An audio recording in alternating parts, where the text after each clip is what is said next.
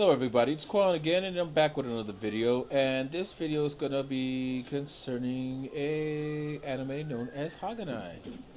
And this anime is known in Japanese as translation means I have few friends, and basically it is about a socially inept young man who happens to be of mixed ancestry.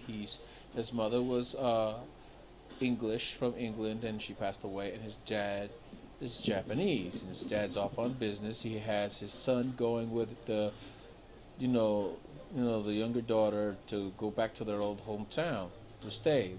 He moved away from that place in his youth, probably around let's say 6, 7 years old, and then he moves back in his sophomore year, going on junior year in high school, and he decides to, just basically spend time there instead of moving overseas with his father, who was stateside. Now, the thing is, this young kid, being that he is of mixed descent, has blonde hair. And if any of you know anything about Japanese culture, blonde hair on a brunette Japanese guy usually means trouble. Okay, so what happens? He goes there. He has a very gruff, demeanor to him. Him the people misinterpret as him being threatening. Add that the blonde hair to that, and the fact that he moved back to the town, but nobody knows him. And yeah, you got a recipe for disaster when it comes to his social life. So the guy tries to make friends, and let's just say that it ends up not so much turning out the way that he wants. And so until he meets a girl by the name of Yosura. Now, Kodaka, which is the main character's name, he meets Yosura under some very interesting and somewhat strange circumstances. But there's more to their story than meets the eye. And no, there's nothing metaphysical or anything like that. This is pure slice of life anime at its best.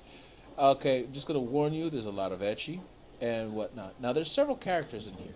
You have Kodaka. You have, Kodaka. He's the put on straight man of the whole group. Who he's the put upon one. Always got to put up with all the antics of the others. You have his sister who thinks she's a vampire because she loves an anime about vampires.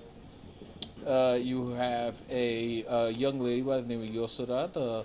She's the secondary protagonist, and she is a chick that's really socially inept. And I'm not going to get into the circumstances why, but wow, that's all I got to say about her. Senna, who's a socialite, and her father is chairman of the school, and this chick is, yeah, well endowed, beautiful, but at the same time, too much into visual novels that she is very awkward when it comes to dealing with other women.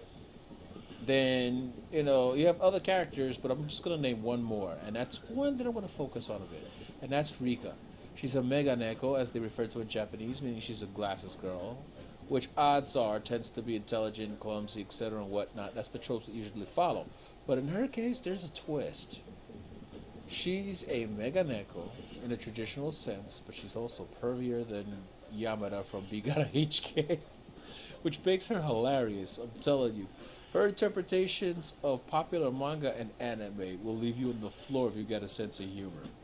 Okay, so I'm just gonna say this straight up. This is not for the kiddies.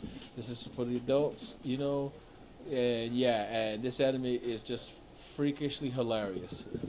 And trust me, you'll love it. Sound, the sound, like I said, as far as the music, could have been punched up a bit, about 6 or 7, rather 7. I mean, it's average at best. The art direction, I give it a 9. I like the flow of the art in the anime, even though some frames it could have been a little bit better, as far as that's concerned. But the actual overall design of the characters, I liked. And as far as the plot, well, there's plenty of plot. And I don't mean plot as in, guilty crown plot. For those of you who don't know the meme, shame on you. But still, there's plenty of plot like that too. But still, yeah, there's plot, and it's really deep and involving. And there's a second season also. Now, here's the thing. For the dub version, they only have season 1. For the sub version, you're up to season 2. And I think there's going to be a season 3 because the manga's ongoing. So I would say give this anime a chance and you'll really love it. It's hilarious. I would give it an overall I'd say 8.5 to a 9. You know what I'm saying? As far as overall, enjoyment for the anime. But like I said again, I cannot warn you enough. It is very ecchi. So yeah, and for those of you who don't know what ecchi means, the word is hentai in Japanese, but it doesn't mean the same thing like it does in English. Basically, what it means is pervy.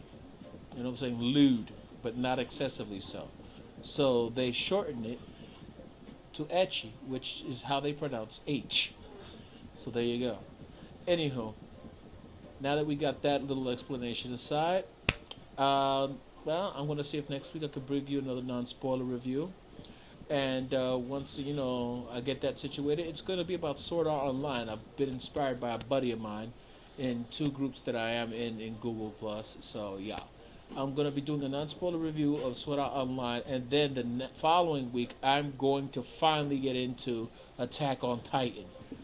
I have had too many requests for that, so I think I better dive in before I get lynched or something. As far as like burnt in effigy or tarred and feathered, and God knows what else people want to do to me because I am not joining the sensation that is Attack on Titan. Yeah, it's coming to 3DS, so I might as well jump in, right? Anyhow, I'll talk to you guys all later. It's been a pleasure as always, and as I always say in my sign off, whatever's clever, and enjoy your day, people. Until the next video I put up. Bye.